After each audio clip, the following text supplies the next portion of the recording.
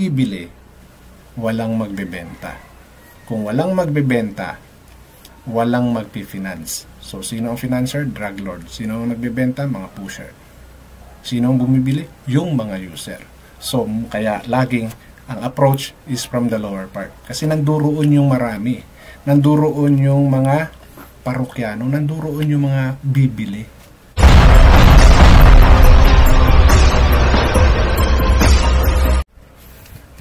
Mukhang malaki yung takot ng mga akbayan part list na maibalik pa yung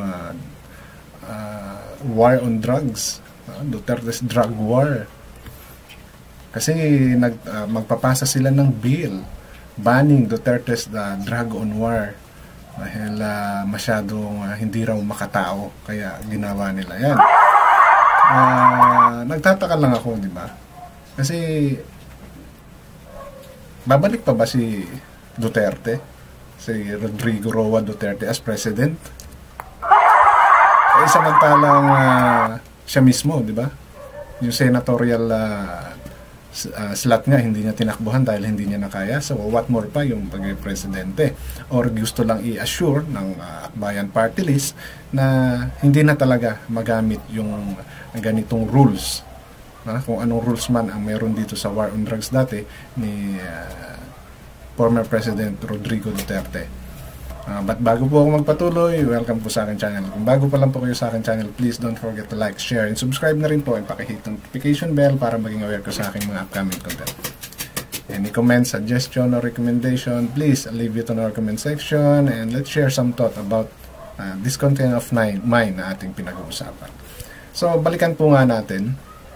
Nagulat talaga ako na bakit nag-file pa ng ganitong bills, 'di ba? Anong meron? Ano bang kinakatakot nila rito? Kasi ako po personally, okay, dahil wala akong anything about sa drugs. Inabot ko tong edad na to na wala talaga akong natikmang any drugs. So, kaya ako'y pabor dahil nakikita ko kung ano yung naging epekto doon sa mga addict, okay, pusher, user, at sa mga drug lord. Lalo na doon sa mga nagiging biktima ng mga nakadroga. Okay? At talagang talamak na rin kasi siya. So, talagang ako, sumama na yung loob ng kung sino man makakapanood nito, pero I'm in favor of the drug on wars noong panahon ng Duterte. Siyempre, hindi maiiwasan katulad nga nila, hindi perfecto yung naging laban na yung kontra droga dahil may mga umabusong pulis. Aminado talaga ako doon. May mga pulis talaga umabuso na ginamit talaga yung pagkakataon na yun na gamitin on their personal agenda yung war on drugs na yan. At may mga tao talagang hindi dapat madamay na nadamay. Okay? So, I know all of those things. Okay? So, sorry talaga doon sa mga nadamay na hindi dapat madamay. I know sorry is not enough because lives were lost dahil sa nangyaring drug on war na yon. But, diba, the best way is kasuhan sila. And this is the right time para kasuhan. Kung yan man ang nangyari noong panahon ng Duterte administration, ngayon wala na sila sa poder, wala na sila sa kapangyarihan, i-file ninyo. Kahit si Duterte nga, diba? Sabi niya, bakit hanggang ngayon hindi pa siya pinapailan? So, it's your moves now para mapatunayan. Kung nagkamali man yung mga pulis or si Duterte, so patunayan ngayon yan. Now, balikan natin itong final ng Akbayan. Okay? At ang title pa nila nito is, okay, ang nag-file ay si Representative Percy Sendanya. Okay? Kian Bills. Kasi ito yung isa sa mga biktima ng war on drugs na yan. Okay? Na kung saan siya ay napatay. Okay, hindi lang basta ata na baril yan. So, okay, officially titled The Public Health Approach to Drug Use, okay, Act, which seek humane, right-focused solution to the drug problem in contrast to the previous administration bloody war on drug, reportedly responsible for over 30,000 deaths. Okay. The Kian Bill prevent the killing of innocent. Okay, imbis na dahas at bala, solusyon natin ang magbigay ng karampatang lunas sa direktang lingap sa mga drug user. Okay? Okay yan. Actually, marami na tayo mga rehabilitation, di ba? So, anong nangyayari? Magagamit ba? Na-utilize ba? Di ba? After mong ipa-rehab, anong nangyayari? Mostly karamihan bumabalik. Oo, mayroon pa rin silang rights. Totoo yun. Paano naman yung rights ng mga naging biktima nila? Paano yung rights ng mga pinatay dahil nakadroga yung pumatay? Di ba? Sasabihin ninyo, dapat bigyan ng chance. Yung pinatay ba nabigyan ng chance? Yung mga walang kamuwang-muwang din? Diba? The proposed law prohibits the use of tokhang, drug list, torture, unlawful actions, and other inhumane practices associated with the drug war. It also emphasizes community-based health initiative and social support.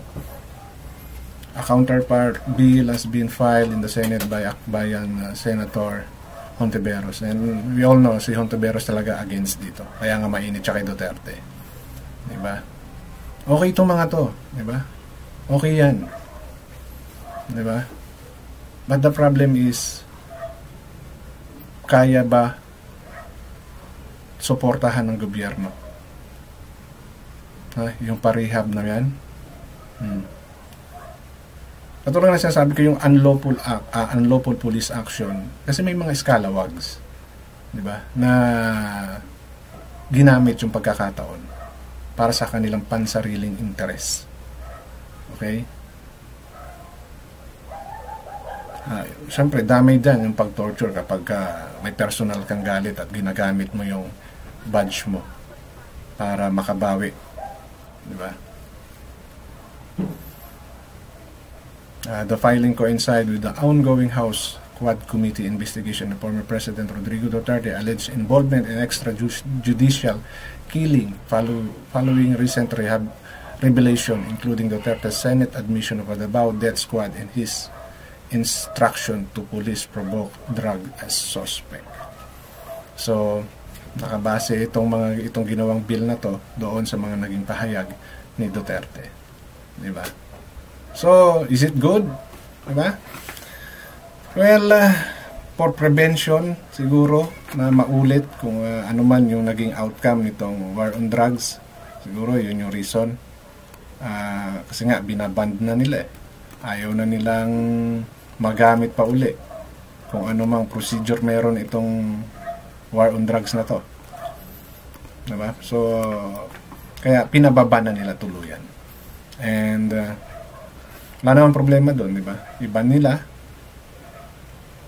kung sino man yung mga nakaupo na susunod na administration, and if they are serious also in doing fights against drug, gagawa lang naman ng bagong batas uli ang mga yan, di ba? Kasi for me, kahit na anong gawin natin na pagkontra, diba? Sabi, pinagbabawal na gamot, yung way na hinandle ng mga kapulisan yung war on drugs na yan, diba? At the end, paano, okay, yung mga naging biktima, diba? Yun yung laging panawagan dyan eh. At nakita natin kung paano sinisira ng drugs at kung paano na tayo in-overwhelm sa dami ng mga laboratory ng gumagawa. O sasabihin, dapat yung enforcement ng law, dapat maging seryoso din sila. Hindi ba? Yung pagpatay ba doon sa mga user is mas okay kaysa sa watahin yung mga drug lords? Kasi po, ganito lang yan. Kung walang tatangkilik, okay, walang bibili. Di ba?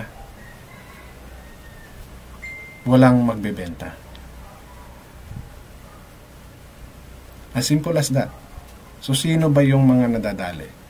Yung mga user. Bakit yung mga user yung laging dinadali? Kasi nga sa ganong thinking. Simple thinking yun eh.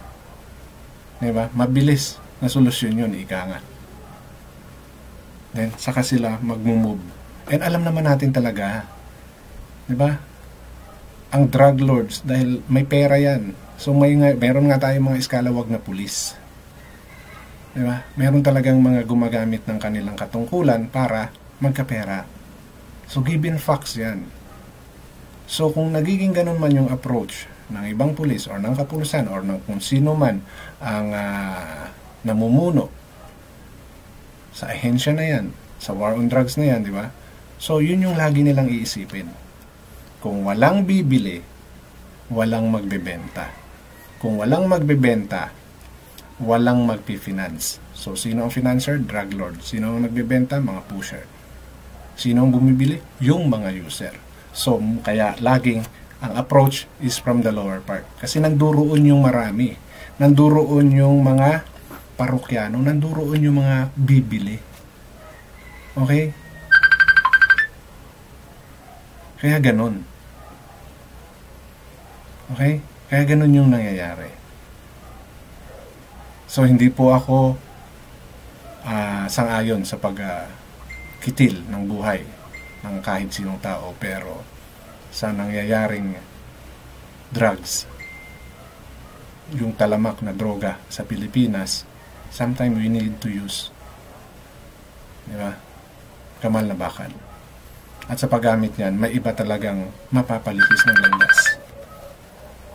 Okay? So, issue lang po tayo, walang personalan. So, hanggang dito na lamang. Maraming salamat.